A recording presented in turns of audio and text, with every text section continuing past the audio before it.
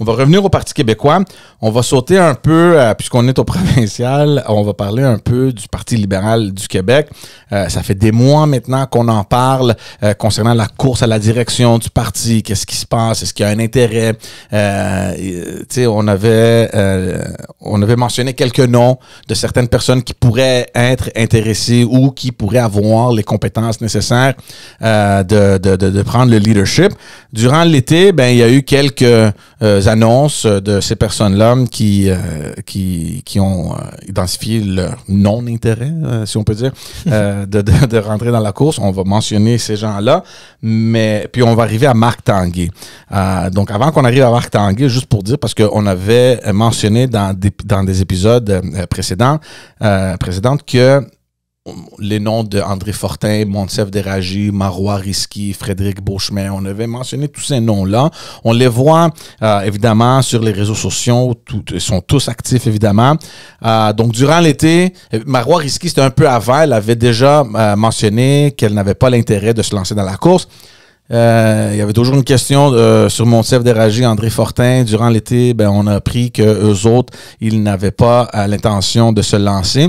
Toujours rien concernant Fred Beauchemin. Moi, je pense que franchement, il va se lancer. Il y a personne, il y a aucun député, surtout à l'opposition, que durant l'été, il trouve pertinent de faire une tournée du Québec. Ah. C'est la première fois que je vois ça. Donc, pour moi, c'est clair que c'est une préparation du terrain.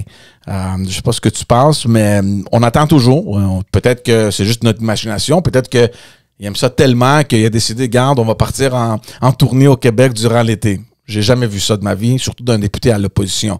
Donc, je m'attends à quelque chose de Fred Beauchemin. Avant qu'on passe à Marc Tanguay, as-tu quelque chose à dire là-dessus? En fait, ce que je voudrais rappeler, c'est que justement, dans ce même balado-là, dans des épisodes précédents, écoutez, j'avais l'habitude de dire une chose.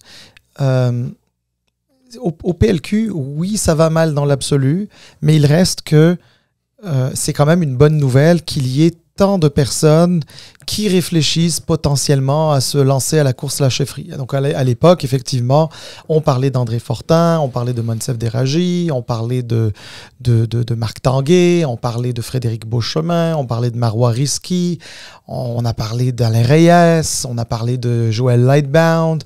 Il y avait même des gens qui rêvaient avoir Sophie Brochu, d'autres qui rêvaient d'avoir Mélanie Joly, d'autres qui rêvaient d'avoir François-Philippe Champagne. Hey, juste là, je viens de faire une liste de pas mal de monde. Puis moi, je disais, bon, le parti est dans un état lamentable, mais s'il y a autant de personnes qui sont soit en réflexion, soit qu'on essaye de solliciter pour qu'ils démarrent leur réflexion, c'est pas si mal que ça. Sauf que là, l'été est passé, puis là, ça a déchanté. Ça a déchanté pas mal. Donc, ma compréhension, c'est que les approches de certains députés auprès de certains élus fédéraux n'a pas fonctionné. Je parle notamment de François-Philippe Champagne, je parle de Joël Lightbound, mais à mon avis, je ne sais pas à quel point c'était une démarche véritablement voulue, mais de Mélanie Joly, etc. C'est sûr que c'est des personnes qui occupent des fonctions très importantes actuellement au sein du gouvernement du Canada, et que s'ils devaient lorgner sur une place de chef, ce serait de succéder à leur propre chef avant de faire le saut au provincial. Bon, Sophie Brochu, c'est une femme d'affaires qui, je pense, n'est pas rendue là pour le moment. Et donc là, on se tourne un peu vers les personnes plus à l'interne. Marois Risky a écarté ça, effectivement, depuis longtemps. Et puis là, tu l'as dit, André Fortin, Monsef Déragi, Marc Tanguay, tous les trois annoncent qu'ils ne vont pas y aller. Donc finalement, il n'en reste plus. Non, c'est ça. Il n'en reste plus. Il y a Alain Reyes aussi qui a dit qu'il n'y avait pas d'intention d'y aller.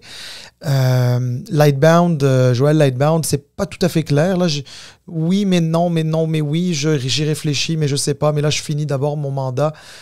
C'est correct, pas de problème. Il n'est pas obligé non plus de répondre, mais je n'ai pas l'impression non plus qu'il y avait un grand engouement. Je peux me tromper, mais je n'ai pas l'impression. Enfin bref, donc tout ça pour dire qu'on est parti d'un parti où il y avait beaucoup de gens considérés à plus personne de considérés. Donc, c'est sûr que celui ou celle qui le veut en ce moment est celui ou celle qui est le plus en position de devenir le prochain ou la prochaine chef du Parti libéral du Québec. Donc, tu as évoqué avec justesse, à juste titre, le nom de Frédéric Beauchemin. Alors, c'est sûr que Frédéric Beauchemin, il n'a pas écarté. En politique, quand tu écartes pas, ça veut dire j'y pense encore et puis c'est sérieux. Puis quand tout le monde l'a fait sauf lui, c'est qu'il y pense sérieusement. C'est celui qui le veut le plus. Et qu'importe que ce ne soit pas celui qui lève des foules, parce que c'est un nouveau politicien, c'est quelqu'un qui découvre la politique, il reste qu'il le veut. Puis souvent, un des ingrédients qui fait gagner une course au leadership, c'est la volonté de gagner ou non. Absolument. Puis, regarde, moi, j'ai aucun problème avec les gens qui rentrent en politique qui ont une ambition. C'est sûr, premièrement, juste la décision de faire le saut en politique, ça prend déjà là une ambition, ok? Parce que c'est pas facile. On a déjà parlé de toutes les circonstances qui entourent la vie d'un élu. Donc déjà là, ça prend ça. Mais je trouve quand même spécial pour quelqu'un qui rentre pour la première fois, c'est quand même une recrue en politique. Il a une grande expérience dans le domaine privé, ça, il y a personne qui va lui enlever ça. Mais la politique, c'est un autre monde complètement. Puis, ça arrive pas souvent que des, entre guillemets, recrues rentrent avec une ambition tellement élevée qui se disent, bon, moi, je me lance dans une course à la chefferie. Mais en même temps, tu sais, le Parti libéral du Québec, c'est le parti, en tout cas, historiquement, ça a été le parti de l'économie. Donc, le fait d'avoir été dans le monde des affaires, enfin, plus particulièrement le monde bancaire, du peu que je connaisse de la personne, mais donc, qui dit le monde bancaire, donc il y a forcément un volet économique d'envergure là-dedans. Il peut vouloir jouer cette carte-là, le candidat de l'économie, qui sait pourquoi. Moi, je pense que s'il a envie de jouer cette carte-là, il devrait la jouer. De toutes les manières, les militants décideront s'il représente véritablement ce qui est recherché ou non. Mais moi, personnellement, s'il décidait d'aller à la course, je peux que saluer sa volonté d'y aller. Les autres, ils vont pas. Il va bien falloir que quelqu'un décide d'y aller. En revanche, puis ça c'est extrêmement important, puis je tiens vraiment, vraiment beaucoup à le dire, la pire des choses, mais alors là, la pire des choses qui puisse se passer, c'est qu'il y ait la désignation d'un nouveau chef au Parti libéral du Québec sans qu'il n'y ait de course. Ouais, un autre couronnement. Un autre couronnement. Parce que le problème des couronnements, il est très simple. C'est que soit tu es le successeur naturel d'un chef, puis là, il n'y a quasiment pas de discussion. Tu sais, Paul Martin l'a été pour Jean Chrétien, par exemple, puis j'en passe, il y en a eu d'autres. Soit tu finis avec ce qu'on appelle un déficit de légitimité. Ça ne veut pas dire que tu n'es pas légitime aux yeux du règlement, de la loi. Non, c'est pas ça. Tu es légitime, c'est vraiment ta place, mais tu as un déficit de légitimité dans le sens que les gens, à l'intérieur de ton mouvement, à l'intérieur de ton parti, ne te considèrent pas à ce point-là comme étant un chef. Donc, leur motivation à aller te soutenir, à aller se battre pour toi puis tes idées tout au long de l'année et en campagne électorale et même après, c'est beaucoup moins. On l'a vu avec Dominique Anglade. Honnêtement, Dominique Anglade, c'était la moins chef de tous les chefs du Parti libéral du Québec. En plus de ce que tu dis aussi, Salim, quand il y a un renouveau, quand il y a on attend un nouveau leader de rentrer dans un parti, on a besoin de cet échange d'idées. On a besoin d'avoir un dialogue. On a besoin d'avoir des débats. On a besoin d'avoir une mobilisation. Et toutes ces affaires-là ne peuvent pas se produire s'il y a un couronnement. S'il n'y a pas un intérêt, s'il n'y a pas 1, 2, 3, 4 personnes qui s'intéressent afin d'amener leur monde, aller signer des membres, de les amener, faire un débat, échanger des idées. Parce que tout ça, c'est pris en considération pour éventuellement former une plateforme qui a du sens. Donc, si on manque cette étape-là, c'est sûr et certain que c'est difficile. On a vu tout ce qu'a traversé Dominique Anglade, puis encore là, on l'a dit sur ce podcast-là, c'est pas 100% sa faute. L'état actuel du parti, on peut pas tout accorder à Dominique Anglade. Ce n'est pas sa faute, c'est le parti qu'elle a hérité, tout simplement. Tout simplement. C'est-à-dire, excuse, on va peut-être pas être trop d'accord là-dessus, mais c'est pas grave. Dominique Anglade a effectivement hérité d'un parti qui n'était pas en bonne santé. Mm-hmm. Ça, c'est sûr. Mais Dominique Anglade, on ne peut pas dire qu'elle n'est pas également... Son leadership, je ne parle pas d'elle parce qu'on s'entend, en parti politique, là, elle n'est pas toute seule là-dedans. Mais son leadership, on ne peut pas dire qu'il est en exemple de reproche et que l'état encore pire dans lequel il est... Oh non, c'est sûr qu'elle a une part dans ça. C'est sûr qu'elle a une part. Mais maintenant, elle n'a pas tout, hein, évidemment. Elle est arrivée après 15 ans de quasiment sans règne du PLQ. Elle est arrivée à un moment où les gens étaient tannés. Elle est arrivée au moment où, écoute, on était plus porté sur des questions... disons, de nationalisme identitaire qui disons, échappe d'une certaine manière au Parti libéral du Québec parce qu'il prône une vision qui est plus ouverte et plus inclusive du Québec. Mais il reste qu'il y a des choix qu'elle a fait conseiller.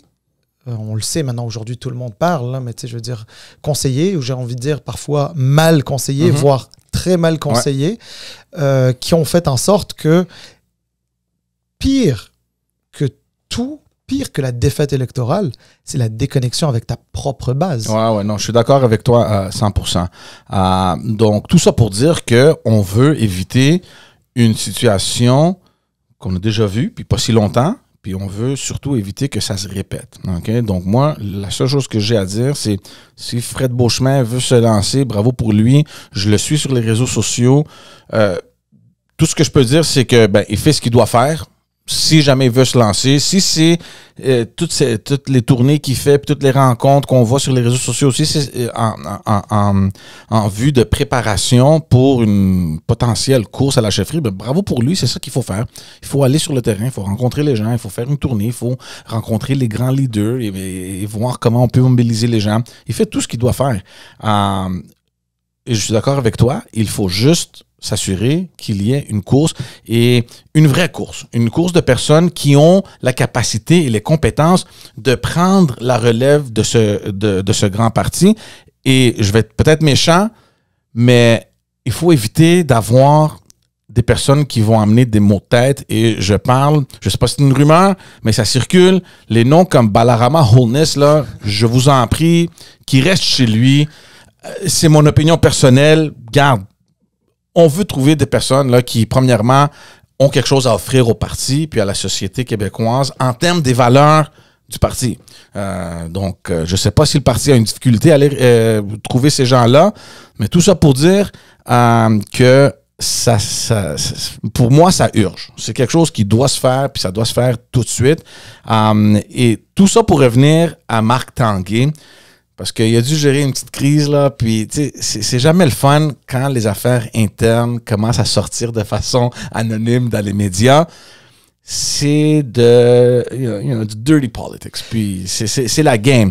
Mais juste ça pour dire, avant qu'on arrive à Marc Tanguay, juste à rappeler aux gens qu'on avait discuté de cette course à la chefferie et des noms qui circulaient, les rumeurs qui circulaient des gens qui étaient de l'interne. Puis moi, je t'avais dit, garde, moi, j'espère que tu sais, à un moment donné, il y a quelqu'un qui dise de quoi, parce que quand tu as des noms qui circulent comme André Fortin, Monsef Déragi, Marois Risky, Marc Tanguay, tu as besoin des gens dans le caucus qui vont s'occuper du caucus durant la session parlementaire. Puis si ces gens-là, qui sont à mon avis les plus expérimentés, se lancent dans une course à la direction, ben là, ils doivent se retirer un peu des gros dossiers. Donc, c'est qui va s'en occuper? Donc, tu sais, on avait cette inquiétude-là. au moins, maintenant, on sait que, bon, ces personnes-là qui ont l'expérience parlementaire, ben, ils vont rester dans leur position. Puis au moins, le caucus, durant les sessions parlementaires, il est entre bonnes mains. Au moins. Entre bonnes mains, c'est dépendamment de comment on voit les choses, là, mais au moins, il y a des personnes qui peuvent en prendre charge du caucus en attendant d'un nouveau leader. Mais ce qui se passe, tout ça pour arriver à ce qui s'est passé la semaine passée, où Marc Tanguay, finalement, il a fait une communication où il a annoncé que finalement, il n'allait pas se présenter comme dans la course au leadership. Je pense que c'est une bonne chose. De toute façon, je l'ai déjà dit, le chef par intérim n'a il n'y a aucune job là, à se présenter dans une course au leadership. Même si la constitution du parti le permet, puis les règlements, blablabla. Look, un chef par intérim, c'est un chef par intérim. C'est pour ça qu'il y a ce titre-là. T'as rien à faire dans la course. Donc, il laissait planer le doute, il savait pas, blablabla. Puis finalement, il y a un article qui est sorti où il y aurait eu pas mal de pression à l'interne. Oui. Alors, écoute, beaucoup de choses sur cet épisode. Bon, d'abord, tu as raison. Ça prend une course dans ce parti-là. Une course, ça prend au minimum 2 candidats qui soient effectivement solides, parce que sinon, ça ne sert à rien. Là, on a éliminé quasiment tout le monde. La seule personne qui n'a pas démenti sa réflexion, c'est Frédéric Beauchemin. Donc, ça va prendre au minimum une autre personne en plus de lui s'il y va, évidemment. Ces personnes-là vont devoir... cette personne ou ces personnes additionnelles vont venir sans doute de l'extérieur, puisque à l'intérieur, là, on voit bien qu'il n'y a plus personne. Honnêtement, là, le show qu'on a vu la semaine dernière avec je parle derrière mon chapeau, anonymement à Radio-Canada pour faire un article qui met de la pression pour que Marc Tanguay finalement décide de ne pas aller à la chefferie du Parti libéral du Québec et reste chef intérimaire d'Atsol et qui s'y engage. Ça, honnêtement, là, ça réfrègne, ça repousse de potentielles candidatures qui vont se dire « Hey, moi, là, si je veux aller à la tête du PLQ, c'est pas pour être à la tête d'une garderie.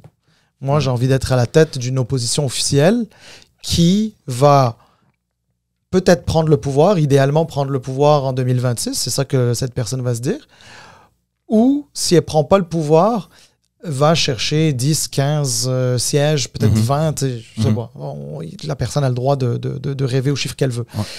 Là, on n'est pas là, honnêtement, là, on n'est pas là. Là, avec ce coulage, etc., on comprend que l'harmonie au sein du caucus libéral est pas si parfaite que ça, est pas si bonne que ça.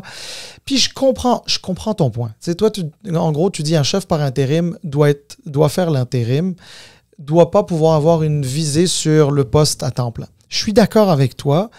En termes même de gouvernance, il y a quelque chose qui ne marche pas. Je suis d'accord.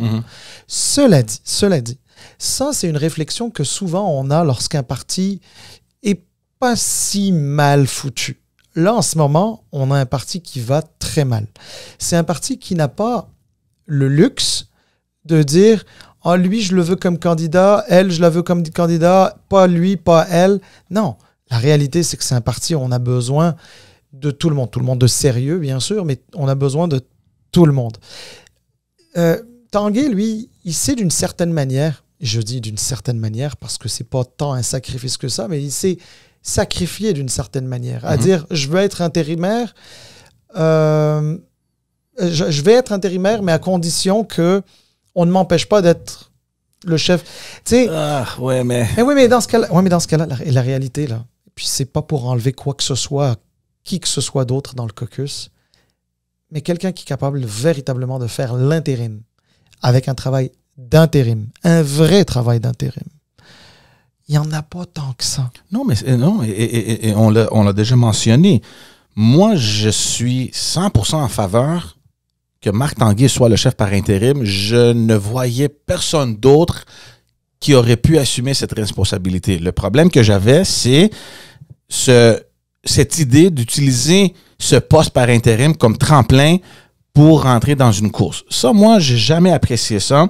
Puis, tu sais, tu parlais que tu sais, cette pratique-là de couler des affaires dans les médias, puis tu sais, ça ruine à la cohésion.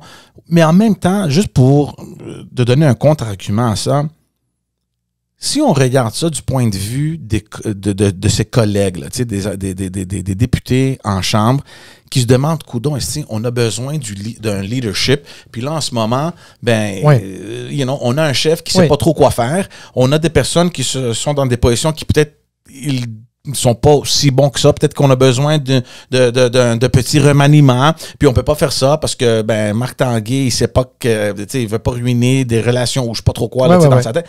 Moi, je le vois du côté de ces députés-là qui se disent, regarde, à un moment donné, là, prends ta décision pour qu'on puisse avancer. Tu veux rentrer dans la course, rentre dans la course, on va avoir un autre intérim pour qu'on puisse arranger nos affaires en chambre parce que c'est ça qui importe. Là. Et ça presse, on a une nouvelle session qui arrive. Puis si tu prends pas ta décision, garde, on va te forcer à la prendre, mon cher. Mais alors, en fait, regarde, tout ce que tu viens de dire, là, ce dernier morceau-là, je suis complètement d'accord avec. Complètement d'accord avec. Mais c'est pas pour me contredire moi-même que je dis que je suis d'accord avec toi. Dans le sens que je suis d'accord avec le fond. Moi, c'est avec la forme que j'ai de la misère. Mm-hmm. J'ai du mal avec la forme. Dans le sens que je crois que dans un caucus de 19 adultes, ils sont capables de fermer les portes. Ils devraient être en mesure de se... Non, mais ils devraient être en mesure de le dire, de le dire clairement. Mais on le dit pas. Puis là, t'as peur de qu'est-ce qu'on va penser. Oui, mais on sait pas qu'est-ce qui est arrivé. Peut-être qu'ils l'ont fait derrière porte close. Peut-être qu'ils l'ont dit, garde, Marc, on a besoin de s'orienter quelque part. On a besoin d'un leader. Puis lui, peut-être qu'il est sorti avec des lignes. Mais tu sais, blablabla, je me prépare. Puis on sait pas qu'est-ce qui est arrivé derrière porte close. Ouais. Moi, si on arrive à un moment, comme tu dis, ça aurait dû être coulé dans les médias. Il y a une raison derrière ça, c'est pour le forcer à prendre une décision. Donc, si on est arrivé à ce point-là, moi, j'ai un peu de misère à croire qu'il n'y aurait pas eu des étapes un peu avant ça où on l'aurait approché, garde, Marc, fais ci, fais ça, puis il n'y a rien qui s'est donné. Donc, ils ont dit, garde, on va le couler dans les médias. Peut-être. Mais moi, je pense que si ça avait été quelque chose qui avait été discuté, il y a de bonnes chances que ça aurait pas été dans le média, justement parce que Marc Tanguay puis son entourage aurait su qu'il y avait des risques que ça aille dans les médias, etc. Je pense qu'il aurait pu gérer ça. Ouais. Mais encore une fois, moi, c'est pas tant le fond, parce que oui, c'est vrai. C'est vrai que si tu es intérimaire puis que tu veux en même temps y aller, il y a comme une espèce de conflit d'intérêts. Parce que quand tu es intérimaire, c'est toi qui donnes les dossiers, c'est toi qui les enlèves, c'est toi qui donnes les priorités. Puis là, est-ce que tu vas prioriser le dossier de quelqu'un qui va te soutenir versus quelqu'un qui ne va pas te soutenir? Je ne suis pas en train de dire que Marc Tanguay n'a pas l'éthique nécessaire pour faire preuve de discernement et de jugement dans ce cas-là. Mais qu'on le veuille ou non, quand on est en politique, la perception est plus forte encore que la réalité. Il peut être très juste, mais juste la perception qu'il ne l'est pas est pas bonne. Donc, sur le fond, peut-être que ceux qui sont allés parler sous couvert d'anonymat aux journalistes, sur le fond, ils ont peut-être raison. Il y a de bonnes chances qu'ils ont raison. Mm-hmm. Moi, je te dirais que c'est plus sous la forme. Écoute, la veille d'une élection partielle dans Jean Talon, la veille on va annoncer le nom de la candidate, la veille d'un caucus précessionnel, la veille d'une nouvelle session parlementaire. C'est une nouvelle année, là. C'est pas comme l'année dernière, ils perdent l'élection puis ils font l'année. Non, ça, c'est une nouvelle année parlementaire. Ouais. Honnêtement, même si tu as raison sur la forme, même si ces personnes-là qui ont fait ça avaient peut-être raison sur la forme, sur le fond... c'est l'inverse, excuse-moi. S'ils avaient raison sur le fond, sur la forme, honnêtement, ils sont dans les patates. Parce que sais-tu quoi? Ces mêmes personnes-là sont assis sur les mêmes banquettes, celles de l'opposition. Ouais. En 2026, là, ça se peut qu'ils perdent l'opposition officielle. Et c'est comme scier une branche sur laquelle tu es assis en ce moment. Tu es en train de scier une branche sur laquelle tu es assis. Ouais. Toi, tu as besoin que ton parti... t'es pas obligé d'aimer Marc, t'es pas obligé d'aimer X, Y, Z, mais si tu joues pas en équipe, t'es perdant toi aussi. Tu scores contre ton but. À 100%. Puis ça nous amène sur le même sujet-là. Il y a un article quand même intéressant de Michel C.O.G. Qui est sorti cette semaine sur l'identité du Parti libéral du Québec et sur le fait que le parti, il a perdu cet attachement-là à son identité. Puis j'ai trouvé ça quand même intéressant, cet article-là, parce que c'est vrai. Et puis on l'a déjà mentionné aussi dans d'autres épisodes, le fait que ce parti-là était toujours relié à l'économie, aux valeurs de liberté individuelle. Puis, tu sais, le parti a manqué des chances à capter un peu l'attention sur plusieurs dossiers. On a mentionné plein de fois la loi 96. Tu sais, c'était il y a quelques mois où la ministre de la CAQ a refusé à un organisme de louer une salle parce que c'est un organisme qui était anti-avortement. Puis, tu sais, c'est des circonstances où le Parti libéral du Québec doit paraître en avant-scène en défendant ces valeurs-là. Il est schizophrène. Puis le parti, en ce moment, il est schizophrène. Parce que défendre des valeurs, c'est de les défendre en toutes circonstances, sauf quand ça se justifie de pouvoir les diminuer d'une certaine manière. Mais c'est exactement là où le PLQ a perdu de son identité. C'est exactement ça. Et c'est pour ça que c'est un parti qui doit redevenir libéral. Je l'ai dit dans ce podcast-là, puis je l'avais écrit dans mon blog. C'est un parti qui doit redevenir libéral. Au moment où on se parle, c'est pas un parti libéral. Il porte le nom de parti libéral. Ouais. Et moi, d'ailleurs, actuellement, je parle de PLQistes. Je parle pas de libéraux. Ils redeviendront libéraux éventuellement un jour. Ouais. Mais au moment où on se parle, c'est des PLQistes. Ouais. Donc, j'ai trouvé ça quand même intéressant. Puis, c'est tout à fait vrai. Puis, en plus de la course à la chefferie, il y a tout un autre enjeu là, de redorer ce parti-là à ce qu'il était avant. Puis tu sais, on veut pas se comparer à ce qu'on était avant. Puis tu sais, je sais qu'il y a une vieille garde là-bas qui se rappelle un peu des vieilles années. Puis tout, c'est correct d'avoir ça, sauf que il faut s'attacher aux éléments fondatrices. Aux éléments fondateurs de ce parti-là, puis on est complètement déconnecté. On essaie de trouver des bouts ici et là, puis ça marche pas. Puis peut-être ça prend une course au leadership, I don't know. Je sais pas c'est quoi qui doit se passer. Et c'est sûr et certain, par contre, que à un moment donné, il y a quelqu'un qui doit s'asseoir avec les députés et faire un plan, puis dire, regarde, il faut respecter notre idéologie, puis même si c'est pas populaire, ben c'est ça qu'on est, puis on peut pas aller de tous les bords là. Ben alors écoute, d'abord je pense que c'était l'idée même du comité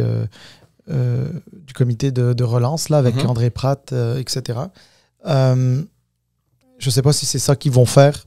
C'est ça qu'ils étaient supposés faire à tout le moins. On verra. Oui, mais moi, je vais interrompre 2 petites secondes. Parce que j'ai lu un article qui, je sais pas si ça a été coulé ou quoi que ce soit, juste en termes de préparer les gens, qui disait que finalement, il n'y a pas grand-chose qui va changer. Ce qu'on aperçoit dans les rencontres qu'on fait, whatever, c'est que les gens sont toujours pas mal près de ce que le parti était. Donc, en fin de compte, est-ce que ça va donner quelque chose, ce comité-là? Écoute, c'est une bonne question.